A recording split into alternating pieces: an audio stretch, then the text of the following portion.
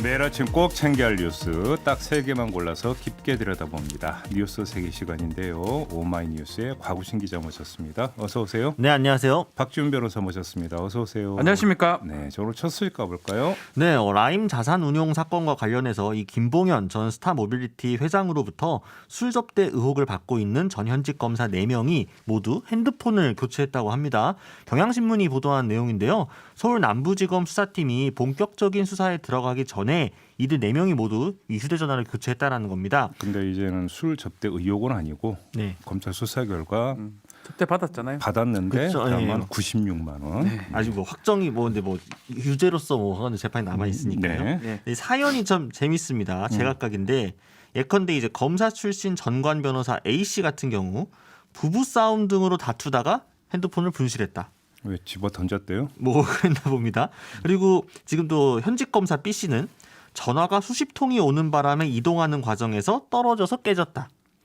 또 다른 현직 검사 C 씨 1차 검찰 조사 후 박람회장에서 머리가 복잡한 상태였는지 잃어버렸다. 또 이분은 이제 검찰 내부망 이프로스의 메신저 대화 내용과 업무일지 일부도 삭제하거나 파쇄했습니다. 또 다른 현직 검사 D 씨는 업무상 민감한 정보를 이유로 보안 문제가 발생할 수 있어 핸드폰을 바꿨다라고 이야기했습니다. 야, 이게 검사님들도 그 이제 그 해명 네. 뭐 그렇게 창의적이지는 않군요. 그죠? 특수수사하는 검사들이에요. 이 사람들이 다. 네. 아니 부부 싸움 하는 거고 휴대폰 분실한 거고 뭔 상관이 있대요, 도대체가? 그죠? 그다음에 수십 통이 오는 바람에 이동하는 과정에서 휴대전화가 떨어져서 깨졌다는 게 인과관계가 도대체 수십 통이 왔는데 네. 너무 막 울리니까 막 이렇게 그러니까 진동이 너무 너무 많이 심해서 와서 왔어요? 이렇게 들고 손에서 다니다가 부담감이 와갖고 그러니까 악력이 떨어져서 놓쳤다는 얘기입니까? 너무 놀라서 그럴 수도 있지 않을까요? 아니 뭐, 그 사실 그게 문제죠. 만약 여기 경찰을 대입을 해보면요. 네. 검사 3명이 아니고 경찰 3명이 이렇게 어떤 사람한테 접대를 받았다. 바로 전화기 다 확보하고요. 그 대가 관계를 확인하기 위해서 더 어떤 접대 정황이라든지 전화기에 다 남아 있어요. 메시지라든지 그렇게 했을 거예요. 그리고 96만 원 얼마도 맞추지도 않을 거고. 근데 지금 경찰이 아닌 검찰로 검사로 딱 바꿔보니까 지금 이런 일이 생기는 거예요. 휴대전화는 사실은 정보의 보고입니다. 경찰이 가장 먼저 하는 게 딴 거 별로 증거로 뭐 확보하는 거 더 의미는 없고 가장 중요한 거는 휴대전화거든요. 네. 근데 안 가져가니까 결국 이렇게 버리잖아요. 버리게 만들어 버리잖아요. 휴대전화를 버리게 만든 거예요, 사실은. 그러니까 이제 물론 그 본인과 관련한 것은 증거인멸을 설령했다 하더라도 그거는 범죄는 되지 않습니다. 죄가 되지는 자기 않습니다만 증거인멸죄는요. 네. 다만 이제 거기서 수사하는 검사 입장에서는 심증이 확실하게 굳어질 수 있는 것 아니겠습니까? 그렇죠. 그렇죠. 네. 그게 어떤 이제 수사의 시발점이 될 수가 있는 건데 이런 점이 고려가 됐는지가 궁금하고요. 또 한 가지는 96만 원밖에 접대 안 받았는데 뭐 굳이 휴대폰까지 그러실 이유가 뭐가 있겠는가? 어차피 죄 안 된다는데 그렇죠. 그잖아요. 그래서 참 그러면 수사 검사의 그 판단과 네. 수사 받는 검사의 판단이 참 많이 달랐다. 뭐 이런 얘기가 되는 겁니까? 수사 받는 검사들은 오히려 본인이 죄라고 생각을 해서 그랬는데 오히려 수사하는 검사 측에서 여러분들은 죄가 되지 않으니 너무 걱정하지 마십시오. 뭐 이런 걸 줬는지 잘 모르겠습니다. 참 까마귀 날자 배가 떨어졌는지. 근데 이제 배가 떨어진 원인이 까마귀일 수도 있는 거잖아요, 실제로. 아무튼 그 검사 소유의 휴대폰은 참 접근이 어렵군요. 아니, 한동훈 검사장 휴대폰도 그렇죠. 접근해야 됩니다. 그리고 네. 그거만 접근하면 엄청난 많은 어떤 증거들을 확보할 수 있는데 네. 이런 식으로 접근 안 하던가 버리라고 시간 준 거잖아요. 갖다 버리라고. 네. 그거랑 똑같거든요. 음. 거기다가 한동훈 검사장 같은 경우는 저렇게 기소해 버리고 독직 폭행 만들어 버리니까 그거는 일단 기소된 부분이니까 하긴 해야 되겠지만 독식 폭행을 그분이 직접 만든 건 아니고. 아니지만 이게 사실은 문제가 되는 거죠. 경찰이라면 이렇게 했겠습니까? 딴 공무원이었으면 이렇게 했겠습니까? 그렇게 하지 않죠. 그렇게 해서도 안 되고요. 그러니까 전화기 확보하면 다 증거가 저는 있는데요. 이제 박지원 변호사가 일관되게 지금 계속 강조하시는 것은 압수수색의 시점, 예, 수사 의지가 있다면 바로 합니다. 바로 들어갔어야 되는데. 왜냐하면 저희가 해보잖아요. 네. 피의자 이제 저희 의뢰인이 있으면 제일 걱정하는 게 휴대전화. 그래서 다 뺏겨요. 대부분 일반인들은 그냥 신속하게 수사기간이 들어오기 때문에 다 뺏기고 네. 아유 전화기 뺏겼습니다. 변호사님 어쩌죠? 뭐 어쩝니까? 뺏겼는데 그거 다 있는데 뭐예요. 네. 이거 지금 안 되는 거 김성만님이 술 좀 끊으세요. 수전증이다 이렇게 분석을 했고 1719님 그냥 아침부터 웃습니다라고 이렇게 문자를 보내주셨네요.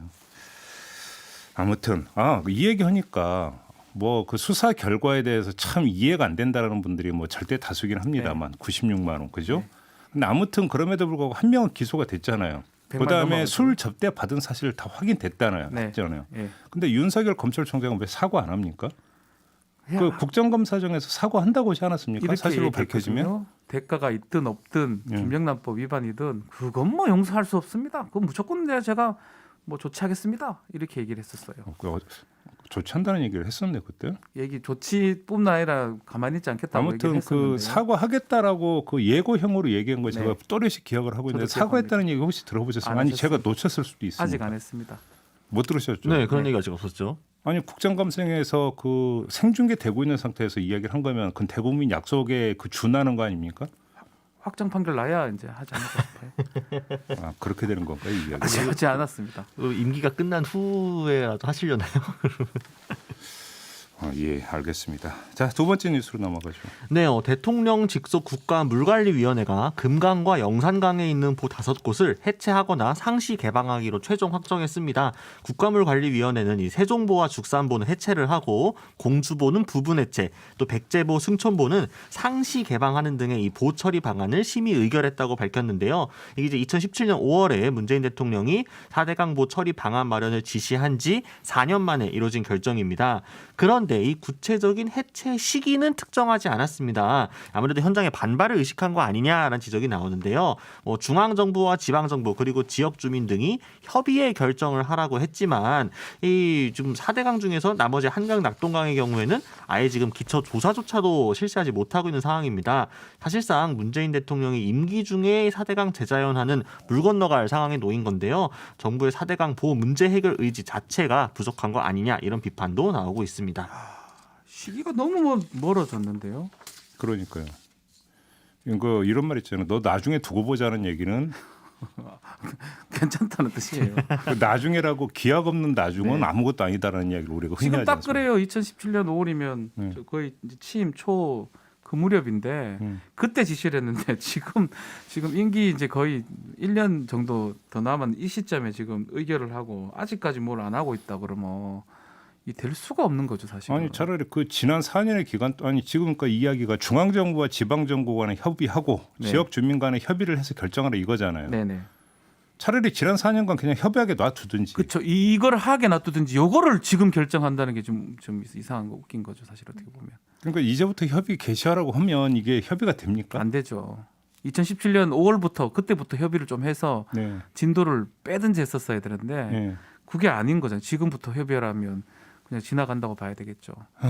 이 이야기는 결국은 지역 주민 간의 입장이 첨예하게 갈린다는 네. 거잖아요. 그러니까 이제 그 보호를 유지해야 된다는 주민도 있고 해체해야 된다는 주민도 있는 거고 그런 그렇죠. 거잖아요. 그러니까 거기서 정부의 기능이 그거는 주민들 간의 이해관계에 따라서 입장이 갈릴 수 있죠. 당연히.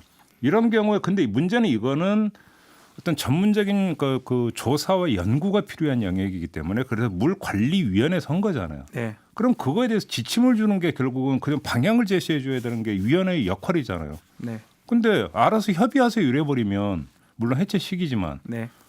하나만 한 얘기잖아요. 이 얘기는. 그렇죠. 하나만한 얘기죠. 아니 그 주민 간의 입장차 거기서 나오는 갈등을 조정하라고 해서 그러니까 이 조정할 수 있는 여지를 부여해야 되는 게 위원회인데 이래버리면 어떻게 하는 거예요? 예컨대 이 보는 뭐 해체가 맞다. 이 보는 개방이 맞다. 이 보는 뭐 유지가 맞다. 그런 식으로 국가물관리위원회에서 뭔가 해야 되는데 네. 그런 말이 전혀 없어요. 그냥 또 협의해봐라 하고 이러면 뭐 하나만한 얘기를 한 거죠, 사실은. 그러니까 어쨌든 그 정말 질질 오랫동안 끌었죠. 국가물관리위원회 결정이 나지 않아가지고 그 전부터도 비판이 많았었는데 어쨌든 5개 보에 대해서는 상시 개방, 해체 등으로 뭐 결론이 나온 것만큼은 뭐 좀 긍정적으로 평가할 수도 있을 것 같습니다. 근데 결국은 그러면 행정부가 언제 이거를 집행할 거냐의 문제인 거거든요.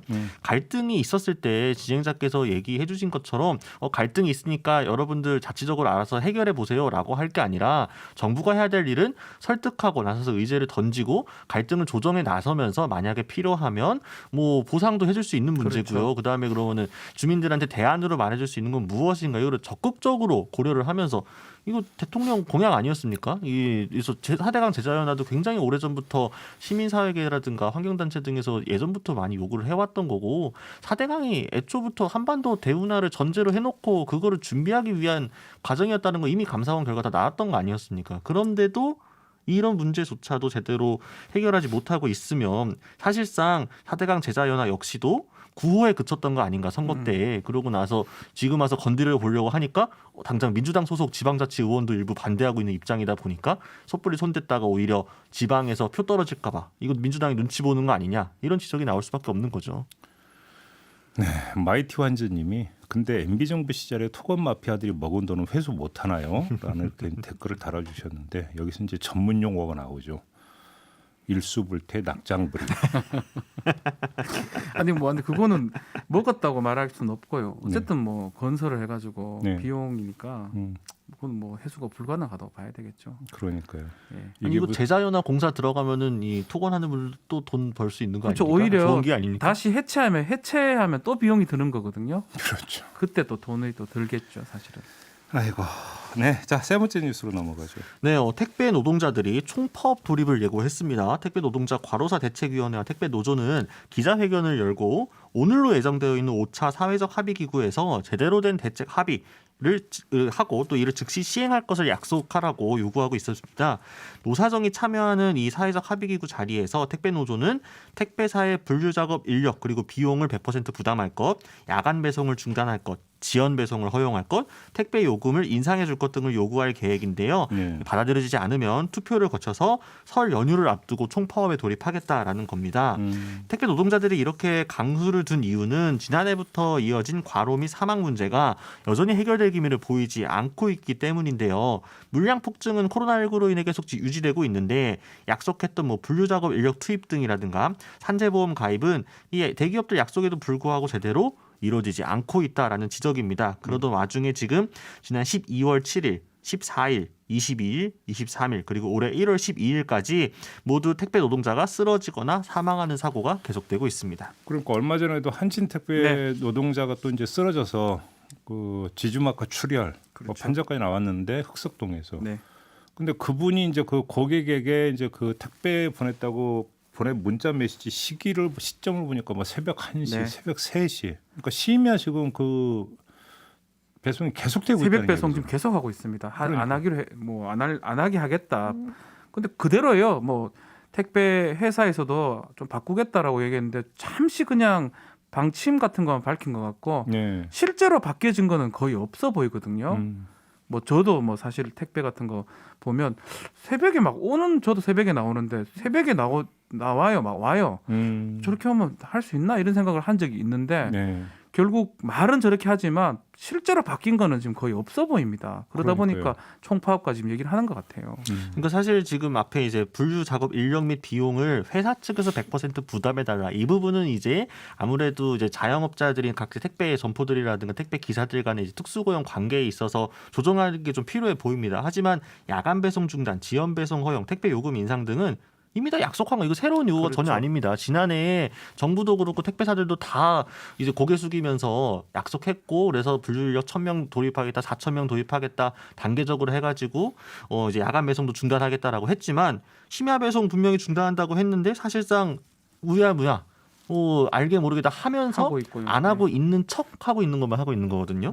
근데 결국 택배 노동자들이 계속해서 사망하고 이거나 이제 사고로 다치시는 거에 대해서 지난해도 저희가 뉴스 세계로 여러 번 전해드렸는데 아직까지 이게 새해 시작해서 또 이 같은 뉴스를 전해드리고 있다는 사실 자체가 이거는 단순히 자율의 기업에 맡겨서는 해결될 문제가 아니다. 아니 또 이제 조금 있으면 설 연휴가 시작이 되잖아요. 택배 물량이 또 엄청나게 폭증을 할 거 아닙니까? 그렇죠. 근데 결국은 그때만 뭐 이걸 하겠습니다라고 미래형 약속을 했다가 그러니까 선악이 이제 그 지나가고 나면 손 탈탈 털어버리고 이게 반복이 되면 지금 이거 안 되는 똑같아요. 거죠. 지금 계속 그렇잖아요.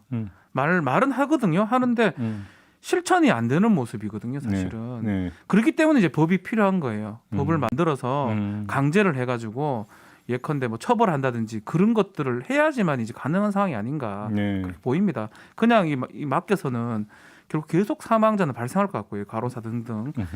그러니까 아마 택배 노동자들 하루 쉬는 것도 사실 힘든데 총파업까지 뭐 지금 아직은 뭐 한다는 건 아니지만 정말 벼랑 끝에 몰려 있다고 저는 그런 느낌이 듭니다. 설을 앞두고 어찌 보면 설 앞두고 대목이잖아요. 대목인데도 이걸 하겠다라는 거는 목숨 이런 것들하고 지금 생각하고 있는 게 아닌가. 네, 그렇죠. 안타깝습니다. 말씀해주신 것처럼 택배 기사분들은 건당 이제 비용 그를 받는 거기 때문에 사실 많이 배송하면은 본인의 수입이 올라가는 그렇죠. 거거든요. 근데 대목을 앞두고 안 하겠다, 총파업하겠다라고 하는 거는 본인들의 이익을 포기하고서라도 지금 생존이 더 급한 문제다. 그렇죠. 정말 살아서 건강하게 좀 노동을 이어가고 싶다라는 이게 담겨 있는 거고, 전에도 말씀드린 적이 있지만 코로나19 사태 때문에 가장 크게 이득을 보고 영업이익이 급증한 곳 하나가 택배 회사들입니다. 택배 회사죠. 택배 회사들 코로나19로 정말 돈 많이 벌었거든요. 그러면은 그 비용은 노동자들의 노동에 의해서 나온 비용인데, 그 얻은 이익인데, 분류 작업 인력과 관련 비용에서 부담하는 거 부담해도 사실 회사 측에서는 여전히 이득이 많이 남습니다. 왜 이 부분에 대해서 말로만 말잔치만 하고 여전히 시행하지 않고 있는지 좀 답답하네요. 또 한편으로는 뭐 우리 소비자들도 뭐 많이 바뀌고 있긴 하지만 빨리 오는 거, 새벽에 오는 거, 바로 오는 거 이런 거를 너무 바라거나 이렇게 좀 안 했으면 좋겠다. 또 합당한 또 비용 같은 게 좀 지불이 돼야 되는 그것도 좀 필요한 상황이 아닌가 생각이 듭니다. MBC 미니로 이남주님이 저도 택배 업무하는데요. 이 택배 송장 아시죠? 그것도 배송 기사님이 소장한테 돈 주고 사더라고요. 이게 무슨 이야기입니까 이게? 총장 종이 아니 그러니까 이게 있을 수 소모품도 있는 이야기인 거예요? 송장 어떻게 참. 이해가 안 야. 되는데. 그다음에 부르주아님. 이 당국의 택배분들 아니면 코로나 얘기하기도 쉽지 않았지. 그러니까요.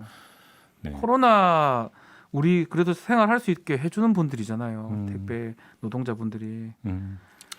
그러니까 그 최근에 제가 그 원래 결제를 매달 하면은 새벽에도 받을 수 있는 배송 서비스 있잖아요. 제가 그걸 해지를 했거든요. 잘했어요. 그러니까 소비자분들도 물론 예, 새벽 배송 받으면 좋죠. 근데 지금 오늘 주문을 받을 수 9382님이 그러니까 택배 기사입니다. 발송업체가 지연 배송 크레임을 거니까 어쩔 수 없이 새벽 배송하는 겁니다라고. 이게 업체가 이제 그 문제네요, 이제 또. 착한 소비자 운동만 해갖고 되는 문제가 아니라 업체도 문제네요. 그러니까 예. 여기에 이제 문제의 본질이 있는 것 같습니다. 좀 해결이 되나 싶었는데 그냥 그때만 싹 모면하고 그냥 입 씻고 손 씻고 있다 이런 얘기가 되는 거잖아요. 지금 그런 느낌입니다. 예. 예. 이미숙님도 택배를 하는데 송장 송장을 돈 주고 산다는 게 말이 나 됩니까 이게? 이게 도대체 뭔 말인지 납득이 되십니까? 납득이 안 됩니다. 네, 깝깝하네요 정말. 알겠습니다. 자 뉴스 세계 이렇게 마무리하죠. 과구신 기자 박준 변호사와 함께했습니다. 고맙습니다. 감사합니다. 감사합니다.